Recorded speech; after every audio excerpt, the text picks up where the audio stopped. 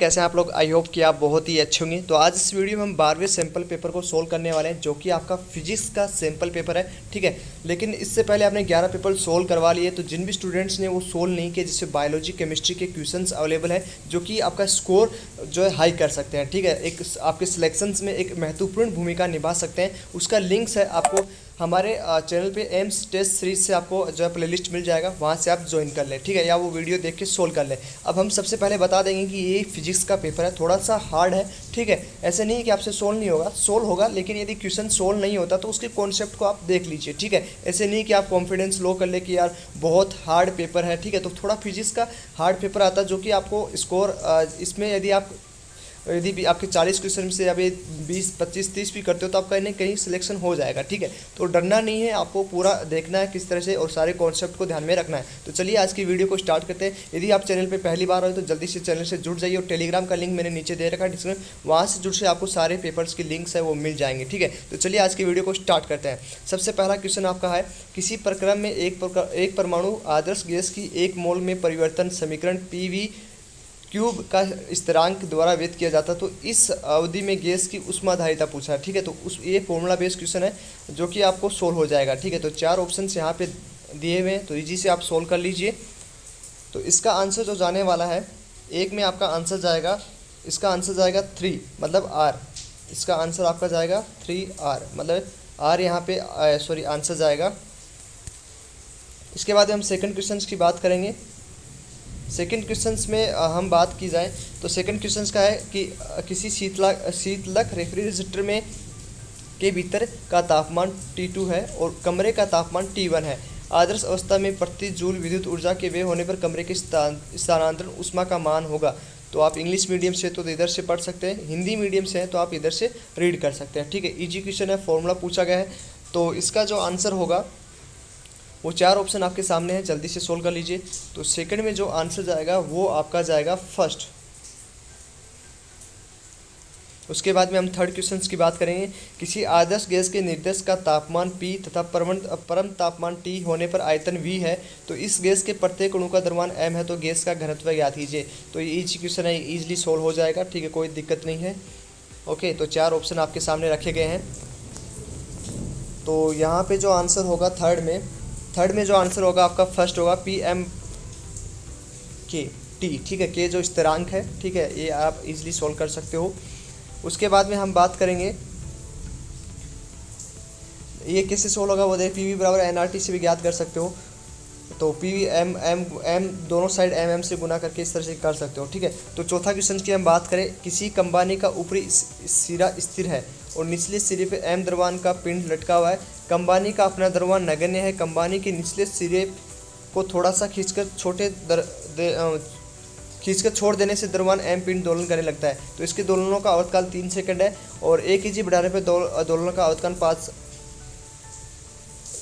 5 second हो जाएगा। तो m का मान कितना होगा। तो ये भी बहुत ही इजी क्वेश्चन है, ये भी आप इजी कर सकते हो। देखिए एक चीज़ हम बता देते हैं आपको, फिजिक्स में होता है कि थ्योरी बहुत बड़ी होती है, तो आपको लगता है कि क्वेश्चन बहुत हार्ड है। उसमें थ्योरी ही हार्ड होती है, थ्योरी ज़्यादा लिखी होती है, क्वेश्चन हार्ड नहीं होता। तो पूरा क्वेश्चन को एक बार आप रीड कर लीजिए। ठीक है, आपको अपने आप अपना कॉन्सेप्ट याद आ जाएगा। ठीक है, तो यहाँ पर 4 ऑप्शन आपके सामने है। तो जो 5 में जो आंसर क्या, 4 में क्या आंसर जाएगा, 4 में जो आंसर जाएगा आपका 3 आंसर आपका जाने वाला। ठीक है, तो 9/16। ओके, 9/16। उसके बाद हम 5वें क्वेश्चन की बात करें, किसी खुले ऑर्गन पाइप की द्वितीय अधिस्वरक्त की आवृत्ति L मीटर बंद पाइप की प्रथम अधिस्वरक्त की आवृत्ति बराबर है, तो खुले पाइप की लंबाई होगी। तो ये जी क्वेश्चन आप इंग्लिश में से रीड कर लीजिए, किसी को समझ में नहीं आया तो 5 में जो आंसर जाएगा वो आपका 2L मतलब फर्स्ट आंसर यहाँ पे आपका जाने वाला है। ओके, उसके बाद में हम 6th क्वेश्चन की बात करें, किसी प्रकाश विद्युत सेल के कैथोड पर 5 इलेक्ट्रॉन ऊर्जा के फोटोन आपतित होते हैं। उत्सर्जित प्रकाशिक इलेक्ट्रॉनों की अधिकतम ऊर्जा 2 इलेक्ट्रॉन वोल्ट है।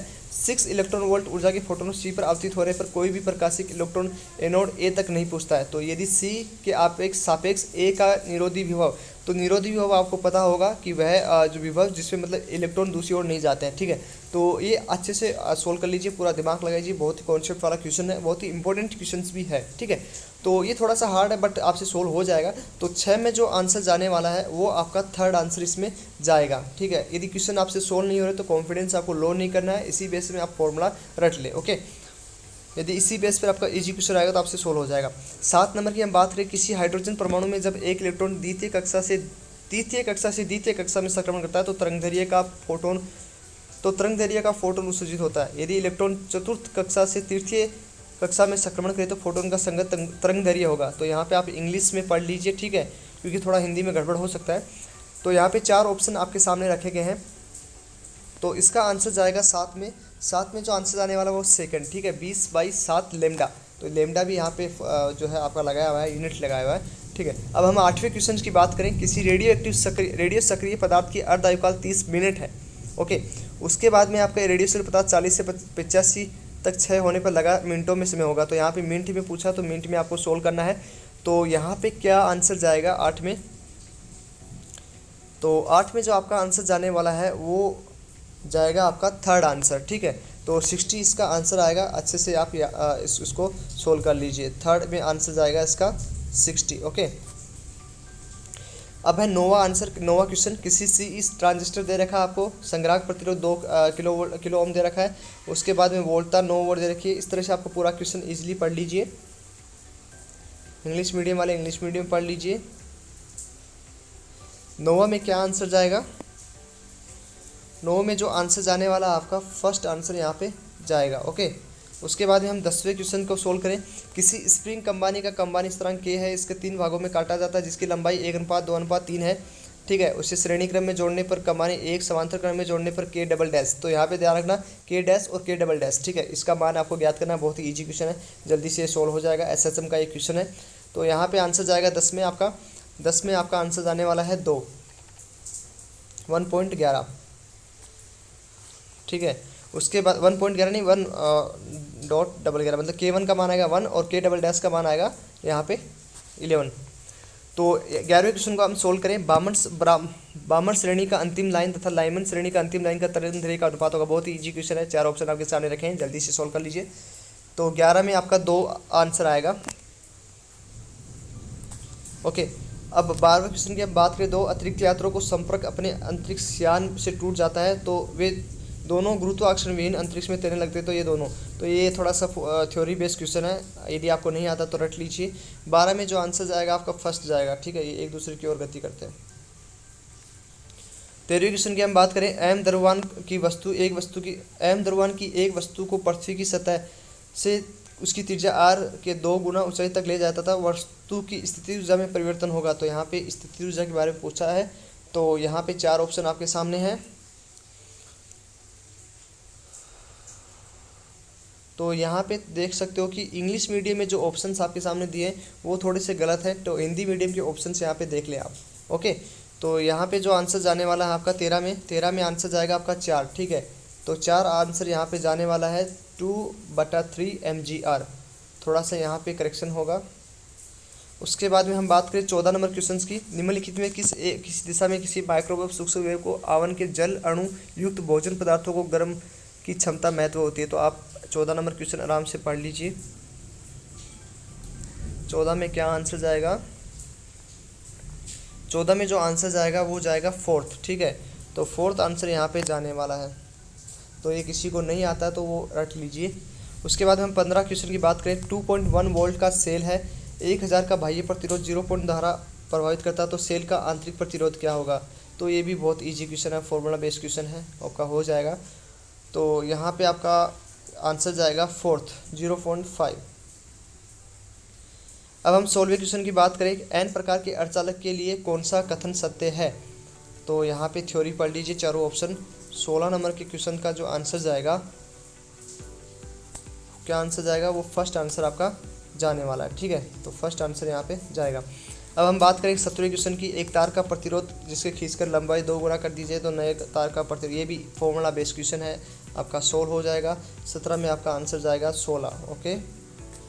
तो हम बात करेंगे 18वें क्वेश्चन की, एक किसी रुद्रोष्म प्रक्रम में गैस का दाब इसके ताप के क्यूब के समानुपाती है, तो इस गैस का CP व CV ज्ञात कीजिए। तो ये भी बहुत ही इजी क्वेश्चन है, फॉर्मूला बेस्ड क्वेश्चन है। तो 18 में जो आंसर जाएगा वो सेकंड आंसर जाएगा 3/2, ओके ओके। अब हम बात करेंगे 19 नंबर क्वेश्चन की। तो एक सामान्य नेत्र है जिसकी कॉर्निया की अभिसारी शक्ति, इसको आप इंग्लिश में पढ़ लीजिए, 40D है। तो कॉर्निया की पिछले नेत्र की न्यूनतम अभिसारी शक्ति 20 के है, तो रेटिना के लिए अनुपात दूरी ज्ञात कीजिए। तो बहुत ही इजी क्वेश्चन है, फॉर्मूला बेस्ड क्वेश्चन है।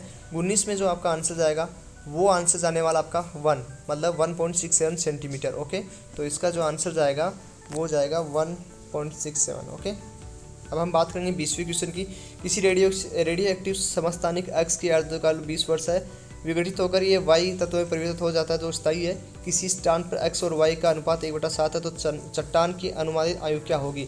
तो 4 ऑप्शंस आपके सामने हैं, तो इसका जो आंसर जाएगा वो 4th आंसर जाएगा 60 ईयर। ओके, तो थोड़ा सा पेपर आपका हार्ड होगा, तो घबराने की कोई ज़रूरत है। यदि आप इसमें से 5 या 10 क्वेश्चन भी सही करते हो तो आपको कहीं ना कहीं आपका आईएम्स का कॉलेज मिलने के चांसेस है, क्योंकि वहाँ पे फॉर्मूला बेस्ड क्वेश्चन पूछे जाएंगे। तो घबराने की कोई भी ज़रूरत नहीं है। ये पेपर थोड़ा हार्ड था, यदि किसी के कम भी सही होते हैं तो टेंशन नहीं लेना है, कॉन्फिडेंस डाउन नहीं करना है। बस अब अगले वीडियो का इंतजार कीजिए जिसमें आपका बहुत ही अच्छे अच्छे क्वेश्चन प्रोवाइड करा दिए जाएंगे। और यदि चैनल पर आप नए हो तो चैनल को सब्सक्राइब कर लीजिए, बेल आइकन दबा लीजिए, ताकि A to Z अपडेट आपको मिलती रहे, पेपर्स भी आपको मिलते रहेंगे। इसके साथ ही आपको जो है कल की एग्ज़ाम्स के लिए आपको अच्छे से प्रिपेयर रहना है। और क्वेश्चन जो बाकी 11 पेपर है वो भी जल्दी से जाके आप सोल्व कर लीजिए, प्लेलिस्ट में आपको मिल जाएगा एम्स टेस्ट सीरीज से। ठीक है, तो थैंक यू डियर्स, आज इस वीडियो में मिलते हैं आपको नेक्स्ट वीडियो में। चैनल पे आप यदि पहली बार हो तो डियर चैनल को सब्सक्राइब कर लीजिए। Thank you dears, bye bye, take care.